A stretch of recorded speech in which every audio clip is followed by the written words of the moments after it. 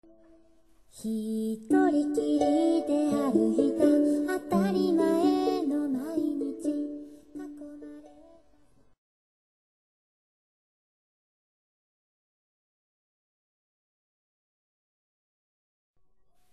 Una de las tiradas quizás más elementales y que más efectos ha tenido a través del tiempo dentro de las tiradas del tarot es la tirada que se conoce como tirada temporal o tirada de historia, en la cual se trazan tres elementos en el tiempo, uno en un presente generalmente ubicado al medio, uno en un pasado ubicado a la derecha del terapeuta y uno en el futuro ubicado a la izquierda.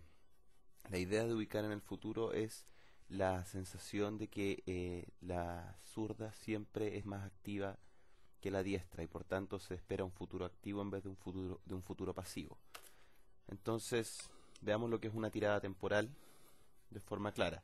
Estas cartas, como pueden ver, son todas arcanos mayores, no han sido arregladas de ninguna manera y la tirada que verán ustedes es experimental en cuanto demuestra una forma de hacer una interpretación, aunque hay que recordar siempre que la interpretación terapéutica la hace el paciente. El tarólogo o el terapeuta solamente es un guía y por tanto solamente puede entregar significados convencionalizados que a la larga pueden o no pueden ayudar al paciente en cuestión. Lo importante es saber cómo guiar con las palabras una lectura hipotética, como ya dije. Entonces veamos, con las cartas ya revueltas, se deja a un costado del lugar y se toman de todo el grupo, se toman exclusivamente tres, ubicando la primera siempre al medio, luego una segunda en el pasado, voy a correr esto, y finalmente una tercera en el futuro. Yo estoy robando con la mano diestra, aunque lo cierto es que se debería hacer con la siniestra en pos de la actividad, pero las supersticiones son cosa de cada quien. Entonces veamos, se invierten las cartas y tenemos una carta de los enamorados en el presente. En el pasado tenemos una carta de la templanza y en el futuro tenemos la carta de la papisa.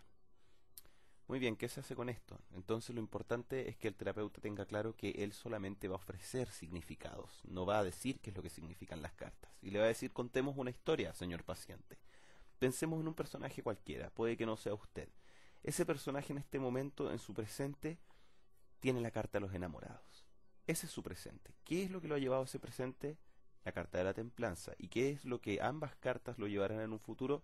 En la papisa. Recuerde, señor paciente, que no estamos hablando de usted. Estamos hablando exclusivamente de una persona cualquiera y esta es una historia y usted me va a ayudar a contarla. Entonces, ¿qué podemos ver? Una lectura convencional de la carta de los enamorados es efectivamente esa, el amor. Pero también significa muchas otras cosas. La comunión, vemos que hay una conversación, el trance también, ya que el movimiento de manos implica generalmente que algo se está transando y se está llegando a algún acuerdo, pero lo importante o algo que hay que remarcar es la iluminación divina que se encuentra en la parte superior y que está marcada por este ángel o cupido que apunta con una flecha, imagen clásica también greco-romana, y que de alguna manera está trabajando sobre el grupo. El punto es que hay tres personas. ¿Por qué hay tres personas si los enamorados por lo general son dos? Eso también es importante de ver. Paciente, atento. ¿Qué es lo que usted está viendo aquí? ¿En qué se fija? Veamos la carta en sí. ¿Qué estamos viendo? Puede ser la corona de laureles de alguien que podría ser en teoría quizás más importante que los otros dos personajes. Puede ser la túnica verde investida con la naturaleza o los zapatos rojos investidos con poder vital. También podemos ver la túnica celeste de la única mujer que está aquí presente y que de alguna manera simboliza un poco el intelecto y la razón que va más allá de él. Pero ese es un presente solamente. ¿Qué hay en el pasado de este consultante? Está la templanza, una carta que habla siempre de la unión de opuestos, como vemos en sus dos vasijas, una en esta mano y la otra en la mano superior. Ambas juntan una mezcla acuática que de alguna manera pretende simbolizar eso, y el color de la unión también es un celeste perfectamente puro que se condice con el color de las alas de la templanza. Entonces, ¿hacia dónde vamos?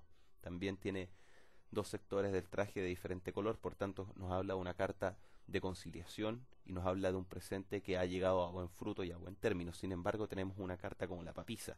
Esta vale la pena mostrarla un poco más de cerca, ya que la papisa, como carta en sí, es tremendamente interesante, ya que habla generalmente de fertilidad y de infertilidad al mismo tiempo. Las manos blancas, en la cara blanca, hablan de una infertilidad potencial dedicada principalmente al estudio, como podemos ver, está leyendo un libro, y si se fijan en un costado hay una especie de huevo de una vida que está recién naciendo. Entonces, ¿qué tenemos aquí? ¿Fertilidad o infertilidad? Eso es algo que el paciente debe ver y contar una historia con esto. Y puede ser una historia que diga más o menos de una situación conflictiva en que se llegó a acuerdos, se conoció un poco la realidad de las personas que estaban envueltas en ese conflicto, y eso llegó a un buen término. Y sin embargo pienso que el futuro quizás no sea tan deparador como yo pensaba, y que lo que antes fue amor y antes fue conciliación podría convertirse en catástrofe. O bien tuve que conciliar aspectos de mi vida que me llevaron a relacionarme con otras personas que a su vez me convirtieron o podrían convertirme